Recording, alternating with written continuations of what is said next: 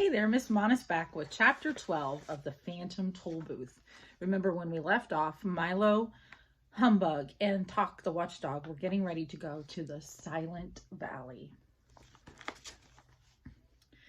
How agreeable and pleasant this valley is, thought Milo, as once again they bounced along the highway with the Humbug humming snatches of old songs, to his own vast amusement, and Talk sniffing contentedly at the wind. I really can't see what Dr. Discord was so concerned about. There certainly wouldn't be anything unpleasant along this road.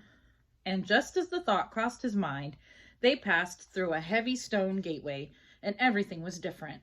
At first, it was difficult to tell just what had changed. It all looked the same, and it all smelled the same.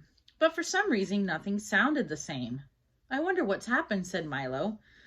At least that's what he tried to say, for although his lips moved, not a sound came out. And suddenly he realized what it was.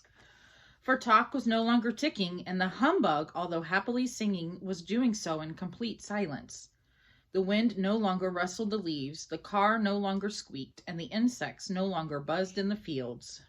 Not the slightest thing could be heard, and it felt as if in some mysterious way a switch had been thrown and all the sound in the world had been turned off at the same instant. The Humbug, suddenly realizing what had happened, leapt to his feet in terror, and Talk worriedly checked to see if he was still keeping time. It was certainly a strange feeling to know that no matter how loudly or softly you chatted or rattled or bumped, it all came out the same way, as nothing. How dreadful, thought Milo, as he slowed down the car. The three of them began to talk and shout at once with absolutely no result until, hardly noticing where they were going, they had driven into the midst of a large crowd of people marching along the road. Some of them were singing at the tops of their non-existent voices, and the others were carrying large signs which proclaimed, "Down with silence. All quiet is no diet. It's laudable to be audible, and more sound for all." Here's a picture of them with their signs. And one enormous banner simply stated, "Hear, hear," like H-E-A-R, H-E-R-E. Except for these and the big brass cannon being pulled along behind, they all looked very much like the residents of any other small valley to which you've never been. When the car had stopped, one of them held up a placard which said, "Welcome to the Valley of Sound," and the others cheered as loudly as possible, which was not very loud at all. "Have you come to help us?" asked another, stepping forward with his question. "Please," added a third. Milo tried desperately to say who he was and where he was going, but to no avail. As he did, 4 more placards announced, "Look carefully, and we will tell you of our terrible misfortune." And while 2 of them held up a large blackboard, a third, writing as fast as he could, explained why there was nothing but quiet in the Valley of Sound. "At a place in the valley not far from here," he began, "where the echoes used to gather and the winds came to rest, there is a great stone fortress, and in it lives the Sound Keeper who rules this land. When the old King of Wisdom drove the demons into the distant mountains, he appointed her guardian of all sounds and noises, past, present, and future. For years she ruled as a wise and beloved monarch, each morning at sunrise releasing the day's new sounds to be borne by winds throughout the kingdom, and each night at moonset gathering in the old sounds to be cataloged and filled in the vast storage vaults below." The writer paused for a moment to mop his brow, and then, since the blackboard was full, erased it completely and continued from the top.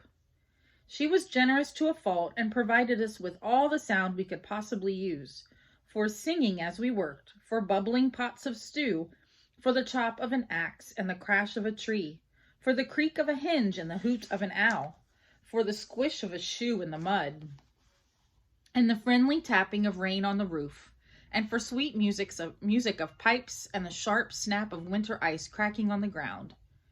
He paused again as a tear of longing rolled from his cheek to his lip with the sweet, salty taste of an old memory. And all these sounds, when once used, would be carefully placed in alphabetical order and neatly kept for future reference. Everyone lived in peace, and the valley flourished as the happy home of sound. But then things began to change.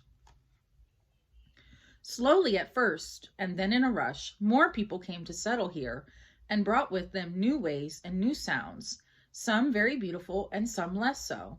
But everyone was so busy with the things that had to be done that they scarcely had time to listen at all. And as you know, a sound which is not heard disappears forever and is not to be found again. People laughed less and grumbled more, sang less and shouted more, and the sounds they made grew louder and uglier. It became difficult to hear even the birds or the breeze, and soon everyone stopped listening for them. He again cleared the blackboard as the humbug choked back a sob and continued writing. The sound keeper grew worried. Each day there were fewer sounds to be collected, and most of those were hardly worth keeping. Many people thought it was the weather, and others blamed the moon, but the general consensus of opinion held that the trouble began at the time that rhyme and reason were banished. But no matter what the cause, no one knew what to do. Then one day Dr. Discord appeared in the valley with his wagon of medicines and the bluish smoggy dine. He made a thorough examination and promised to cure everyone of everything, and the sound keeper let him try. He gave several bad-tasting spoonfuls of medicine to every adult and child, and it worked, but not really as expected, for he cured everybody of everything but noise. The sound keeper became furious. He chased him from the valley forever and then issued the following decree. From this day forward, the Valley of Sound shall be silent. Since sound is no longer appreciated, I hereby abolish it. Please return all unused amounts to the fortress immediately. And that's the way it's been ever since, he concluded sadly. There is nothing we can do to change it. And each day, new hardships are reported. A small man with arms full of letters and messages pushed through the crowd and offered them to Milo. Milo took one which read, Dear Soundkeeper, we had a thunderstorm last week, and the thunder still hasn't arrived. How long should we wait? Yours truly, a friend. Then he took a telegram which stated, Band concert, great success. When may we expect the music to stop? Now you see, continued the writer, why you must help us attack the fortress and free sound. This kind of reminds me of the city of reality. Can you think of ways that the Valley of Silence and that city of reality are the same or different? What are your thoughts? Share them with me in the comments below and stay tuned next time as I finish chapter 12.